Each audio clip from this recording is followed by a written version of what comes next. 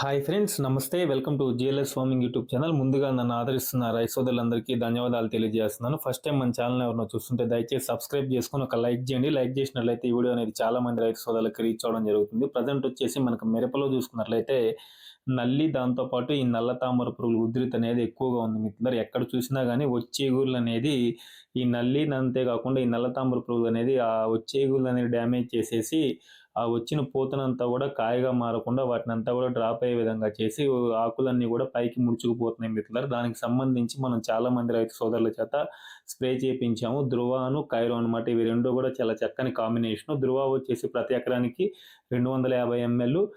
ఇదేంటంటే మనకు మిరపలో వచ్చే పై ముడత కింద ముడత నివారించుకోవడంతో పాటు ఎర్రనల్లి దాంతోపాటు నల్ల తామర పురుగుల ఉధృతిని తగ్గించి మనకి వచ్చే ఎగులు అనేది చిట్టెగులు వచ్చే విధంగా కూడా చేస్తుంది మిత్రులారా. ఎకరానికి డోస్ విషయానికి వచ్చినట్లయితే 250 ml ఖచ్చితంగా స్ప్రే చేయాలి. దీంతో పాటు కైరో మిత్రులారా, కైరో వచ్చేసి ప్రతి ఎకరానికి 500 ml స్ప్రే చేయాలన్నమాట. ఈ 500 ml మనం స్ప్రే చేయడం వల్ల ఏంటంటే వచ్చిన పూతంతా కూడా కాయగా మారడంతో పాటు ఫ్లవరింగ్ బాగా రావడానికి, సైడ్ బ్రాంచెస్ బాగా రావడానికి, మొక్కకు ఒక రకమైన రెసిస్టెన్స్ పవర్ ఇచ్చి వచ్చిన ప్రతి పూత కూడా కాయగా మారే విధంగా చేస్తుంది. హ్యూమిడిటీ పవర్ అనేది మొక్కకి ఇవ్వడం జరుగుతుంది మిత్రులారా.